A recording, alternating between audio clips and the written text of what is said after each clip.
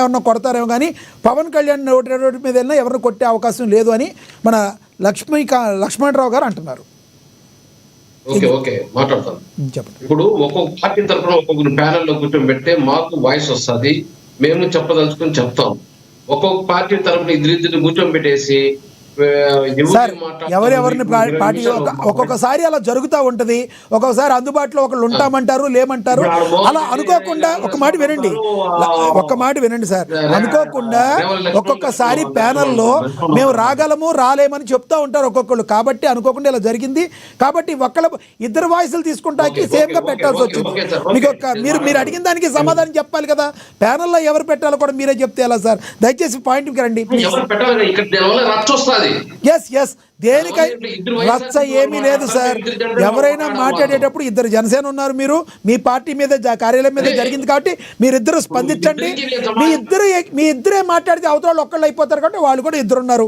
Please మీరు topic మీద మాట్లాడండి దయచేసి ప్లీజ్. ఇప్పుడు లక్ష్మణ్ ఏమంటున్నాడు అంటే పిచ్చి కుక్కనైనా కొడతారేమో గానీ పవన్ కళ్యాణ్ కొట్టరు అంటే, ఇలాంటి మాటలు మాట్లాడిన దానికి ఏదైతే 151 సీట్ల నుంచి 11 సీట్లకు వచ్చారు. ఈ రోజు మీరేదో తీర్థం గురించో ఇంకో గురించో మాట్లాడితే లేదు, ఎవరు మాజీ ముఖ్యమంత్రి అన్నారు, దానంతా పక్కన పెట్టేయండి, మేము హిందూ మతాన్ని గౌరవిస్తామని ఒక మాట కొట్టేయకుండా పవన్ కళ్యాణ్ ని పిచ్చుకుక్కతో పోల్చడము ఇవన్నీ కరెక్ట్ కాదు. దీనివల్లే ఈ రోజు వైఎస్ఆర్సీపీ పార్టీ లూజ్ టాక్ వల్లే ఈ విధంగా అందరూ లూజ్ టాక్ వల్లే మంత్రులు, ఎమ్మెల్యేలు, ప్యానెల్లో వచ్చే వాళ్ళు ఈ విధంగా లూజ్ టాక్ మాట్లాడే జగన్మోహన్ రెడ్డి గారికి ఎఫెక్ట్ అయ్యి 11 సీట్లకు రావడం దాన్ని పక్కన పెట్టండి. ఈ రోజు ఏదైతే పవన్ కళ్యాణ్ గారు భారతీయ జనతా పార్టీ కేంద్రంలో ప్రభుత్వం రావడానికి కానీ, అదే విధంగా ఇక్కడ టీడీపీ అధికారంలో రావడానికి కానీ, కూటమి ప్రభుత్వం అధికారంలో రావడానికి అతి ముఖ్యమైన పాత్ర వహించాడు కాబట్టి పవన్ కళ్యాణ్ గారు ఆయనకి ఖచ్చితంగా థ్రెట్ అనేది ఏదో ఒక విధంగా ఈరోజు పవన్ కళ్యాణ్ అడ్డుకుంటే కేంద్రంలో అయినా రాష్ట్రంలో అయినా అది ఏ పార్టీకి లబ్ధి చేస్తుందో అది వాళ్ళ ఇంటికే వదిలేస్తాం.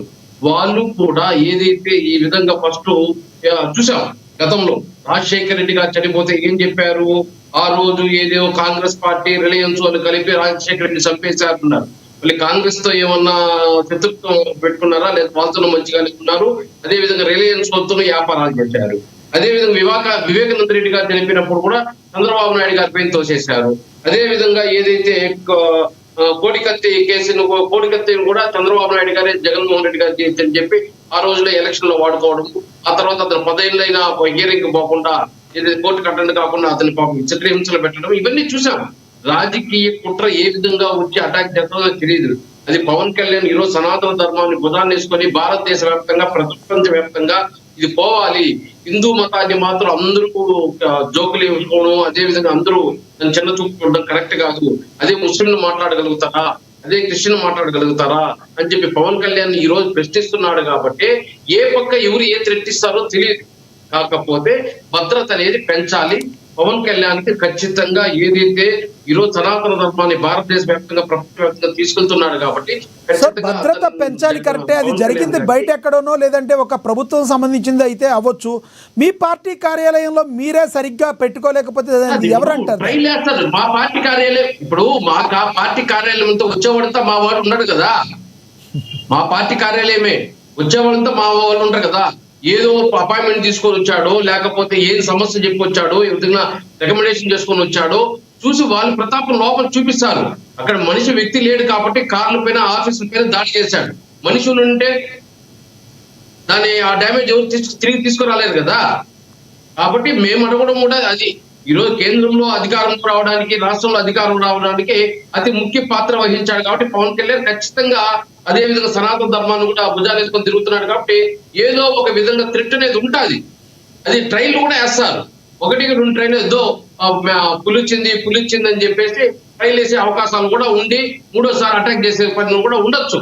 కాబట్టి ఈ రోజు మేమేమడుగుతున్నాము, అది ఎవరో ఒకటి సార్ వేణుగోపాల్ గారు, ఇక్కడ ఇంకొక ప్రశ్న ఉంది. వేణుగోపాల్ గారు, నిజంగా ఇప్పుడు మనం గాల్లో దీపం పెట్టి దేవుడా నీదే భారం మనము, మీ పవన్ కళ్యాణ్ గారు ఉన్నట్టుండి కాన్వాయ్లో మధ్యలో ఎవరన్నా ప్రజలు ఏదన్నా ఆపి ఒక సూచి బోర్డు చూపిస్తే దిగిపోయి వాళ్ళ సమస్యను తీర్చుదాకి ఆయన గబాన్ని దిగి వెళ్ళిపోతున్నారు. ఇది ఆయనకి ఒకవేళ ప్రాబ్లం అయితే రేపొద్దున మీకే ప్రాబ్లం అవుతుంది కదా, దాని గురించి ఏమన్నా పవన్ కళ్యాణ్ గారితో మీరు మీలాంటి వ్యక్తులు ఏమైనా మాట్లాడటం జరిగిందా?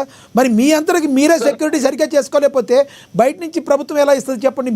మీ సెక్యూరిటీ మీరు చూసుకోవాలి, బాధ్యత ఉంటుంది కదా.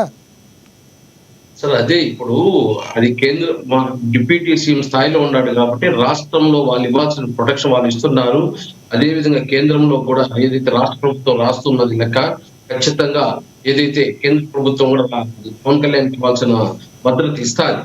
కానీ ఇది ఖచ్చితంగా ఇంటెలిజెన్స్ ఏదైతే ఈ రోజు మోహన్ చంద్ర నడ్డా ఇంటెలిజెన్స్ డీజీ పవన్ కళ్యాణ్ గారితో కూడా మాట్లాడడం జరిగింది. ఏదైతే ఈ సమస్య ఏదైతే ఇప్పుడు జరిగిన ఇన్సిడెంట్ పైన అంతా చర్చించి ఈ రోజు ఒక కొలిక్కి వచ్చి ఖచ్చితంగా కేంద్ర ప్రభుత్వానికి కూడా ఒక లేఖ రాసి సెంట్రల్ ఫోర్స్ కూడా ఏదైతే బందోబస్తు ఇవ్వడం జరుగుతుంది. ఎందుకంటే అన్ని రాష్ట్రాల్లో క్యాన్వాసింగ్ పోతున్నారు. ఈ రోజు తమిళనాడు చూడు, కర్ణాటక చూడు, మహారాష్ట్ర చూడు, అన్ని రాష్ట్రాల్లో కూడా ఈ రోజు భారతీయ జనతా పార్టీ పవన్ కళ్యాణ్ గారిని ముందు పెట్టి ఎన్నికలకు పోవడం జరుగుతుంది. అలాంటప్పుడు ఖచ్చితంగా రాష్ట్రంలో గానీ కేంద్రంలో గానీ కాపాడుకోవాల్సిన బాధ్యత రాష్ట్ర ప్రభుత్వం. అసలు ఓవరాల్ గా చెప్పండి, ఈ ఆంధ్రప్రదేశ్ లో ఈ దాడుల సంస్కృతి ఆగుద్దంటారా? మీ కూటమి ప్రభుత్వం అయినా చెక్ పెడుతుందంటారా? ఎవరన్నా ఒక వ్యక్తి ఏదన్నా మాట మాట్లాడంగానే వెళ్ళి దాడి చేసేయటమేనా? సమయంలో పాటించాల్సిన అవసరం ఉంటుంది కదా. మంత్రులు స్టార్ట్ చేశారు. ఫస్ట్ వైఎస్ఆర్సీపీలో మంత్రులు స్టార్ట్ చేశారు. ఆ వైఎస్ఆర్సీపీ మంత్రుల్ని ఈ రోజు అదే చెప్పడం, ఎవరైతే రచ్చలేసారు, గెలాటాలు చేశారో, ఎవరైతే అన్పార్లమెంట్ వాడారో వాళ్ళకంతా రాష్ట్ర ప్రజలు బుద్ధి చెప్పడం జరిగింది. వాళ్ళు పక్కన పెట్టే జరిగింది. వాళ్ళకి డిపాజిట్ రాకుండా చేశారు. ఇంకైనా నోరు ఒళ్ళు జాగ్రత్తగా పెట్టుకొని మాట్లాడితే ఏదైతే పడాల్సిన ఓట్లు వస్తాయి. రైట్, మీరు చెప్పిందే నిజం అనుకుందాం వేణుగోపాల్ గారు.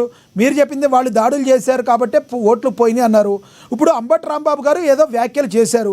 ఆ వ్యాఖ్యలు చేసినప్పుడు మరి టీడీపీ ఎవరైతే ఉన్నారో వాళ్ళ కార్యకర్తలు దాడి చేయకుండా చట్టబద్ధంగా వెళ్ళాలి, కానీ ఇళ్లకు కూడా నిప్పు పెట్టేస్తే వాళ్ళ కుటుంబాలకు ఏదైనా పరిస్థితి ఏంటి? అదే కూటమిలో మీరు భాగంగా ఉన్నారు కాబట్టి దీని గురించి కూడా మీరు తీసుకోవాలి.